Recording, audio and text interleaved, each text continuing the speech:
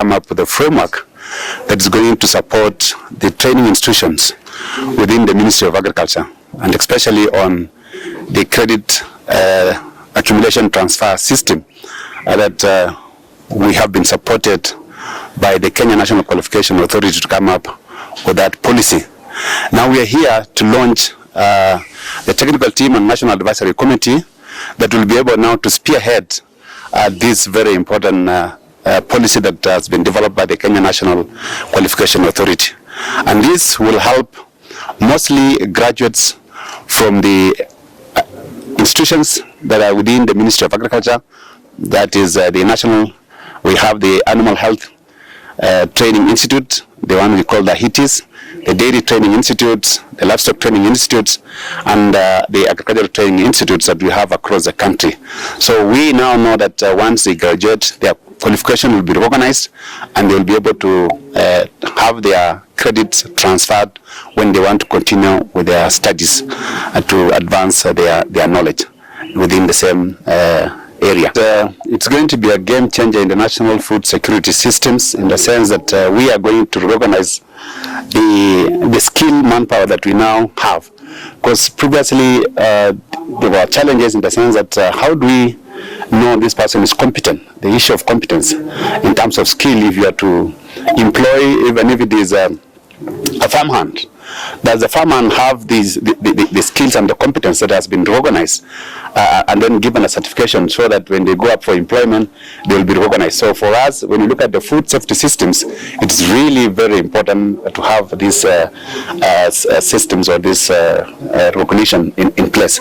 So the prior learning, for example, is really key for us, especially in the agriculture sector, whereby we want those who have attained their skills within the farmhand to also be given the certificate, so that they move up the hierarchy. So we've been taken through on how we are going to benefit from that system. So I believe that we are going to achieve more. This area of the Big Four agenda, so the food systems are very important, and especially the food safety, because we're losing so much in terms of post-harvest losses. So these are the areas that we want to see who are the competent people who have been able to manage the post-harvest. How have they managed? Can they be recognized? And then they move up the ladder, and then that is a motivation for them.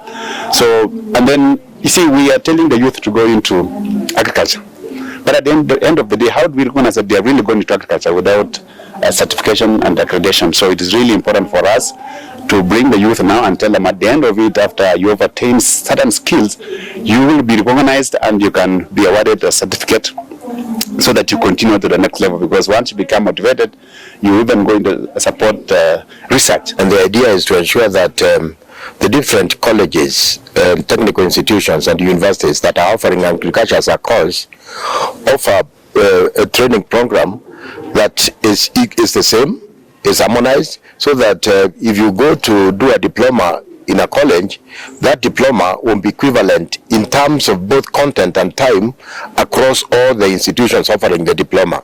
That too for the degree and other postgraduate qualification of qualifications. But it is not just about Kenya.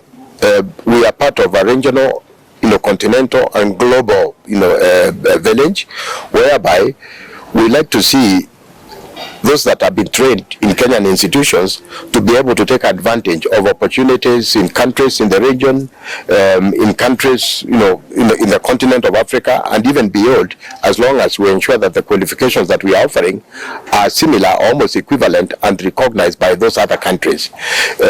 Secondly, to say that although this has been done for agriculture, the intention of KNQA is to eventually, and hopefully very soon, ensure that we do the same for other subjects that are taught in universities, so that we can again equate, have similar qualifications, and make it possible for our students to be able to move from one institution to another and from one employment sector to another.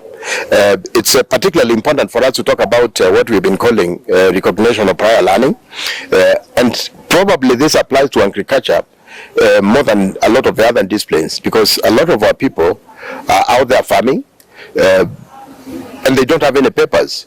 There are many others who are, doing business in the area of farming, but they don't have any papers, and yes, they know. So we also in the process of trying to,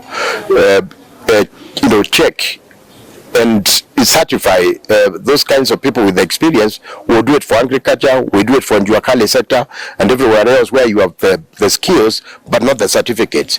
And remember, 60% of the people working in this country in the productive sector actually have no certificates. So it's a big challenge. We need to include them. We need to recognize them and motivate them, because it's not only in a diploma college or university that you learn skills. We need to recognize those other skills that have been learned through experience, and where the people that have these skills are contributing very majorly to the development of this country. It is our hope that in the next 2-3 years we'll have covered most of the disciplines. But again, a lot will depend very much on what kind of support we get from the key stakeholders. We've brought stakeholders.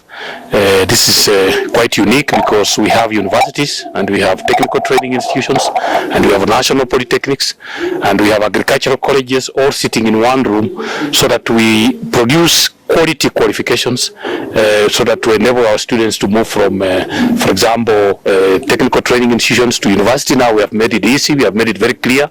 If you have a diploma, you want to go to university, this policy indicates very well where to start. So in this room we have brought together the universities, national polytechnics, agricultural colleges, and even regulators like Commission for University Education, even the admission groups like COOPs, so that these students, COOPs, can start to admit some of the students that have finished diplomas and certificates into universities, so that they can also start to benefit from help and such areas. The last issue is the issue of quality, as the chairman has said. In this country we have a large number of qualifications that are also fake. So part of why we are sitting here is so that we can agree as a team how to fight, for example, the menace of fake certification, to make sure that the qualifications that we use in the country are of high quality, they are genuine qualifications, so that everybody can trust, so that we don't endanger the lives. Because remember, when somebody uses fake qualification, they also endanger the lives of the people that they are working for.